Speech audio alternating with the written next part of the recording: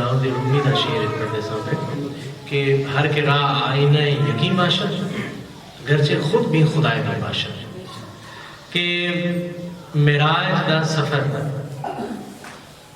مولانا فرماتے ہیں پہ کہ معراج دا سفر اصل بے یقینی تو یقین دا سفر ہے.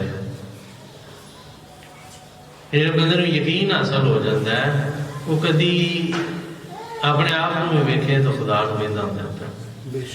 یقین دا سفر طے کرنے واسطے سانو کی کرنا پینا؟ یقین دا سفر یعنی معراج دا سفر. علامہ صاحب فرماتے ہیں کہ عشق کی ایک جست نے کر دیا قصہ تمام، اس زمین و آسمان کو بے قرار سمجھا تھا.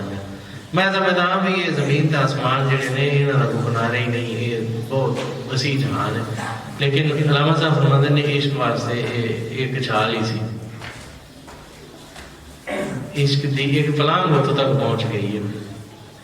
ہوں یقین تو بے یقینی تو یقین دا سفر کرنے واسطے بندے کو گسال نہیں لگتے، ایک پلک جھپکن دا ٹائم ہے. لیکن جیڑا جنہ بے یقینہ ہوتا ہے نا اُنہ ٹائم، کیونکہ ویکھیا ہو جاتا ہے کہ جس ٹائم تیرا جیڑا وہ معاملہ ہویا وہ تے کتنا کو ٹائم لگتا ہے. وہ میرے بابا میرے ہادی پیشوا بڑا ایک کلام پڑھتے ہوتے سن، ساکیا وہ تیرا پیمانہ پہلانا یاد ہے، ایک دم میں قید ہستی سے چھڑانا یاد ہے. کہ معراج دا کام اینا ہوئی کہ ایک چٹکا لگتا ہے کہ میں حسن مانی کا دکھا کر آئینہ صورت کے بیچ معراج ہو لگا.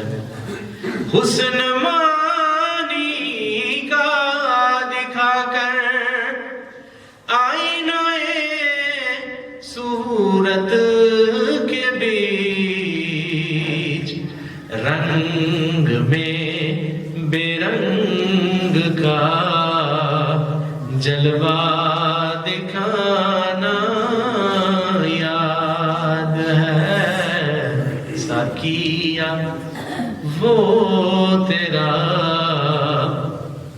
پیمانہ پلانا یاد ہے، ایک دم میں قید ہستی سے چھڑانا یاد ہے. ساکیا اب وہ تیرا پیمانہ پلانا یاد ہے. کم ایک چٹکے رہی ہے، لیکن یہ چٹکا اتنی دیر تک لگتا ہی نہیں جب تک حضرت عشق کی آمد نہ ہوئے. علامہ صاحب دا یہ حوالہ لے چکے ہیں کہ عشق دی ایک چھال نے قصہ تمام کر دیتا ہے، ورنہ میں سمجھدا پیا زمین تے آسمان جڑے نے انہاں کو کنارے کوئی نہیں.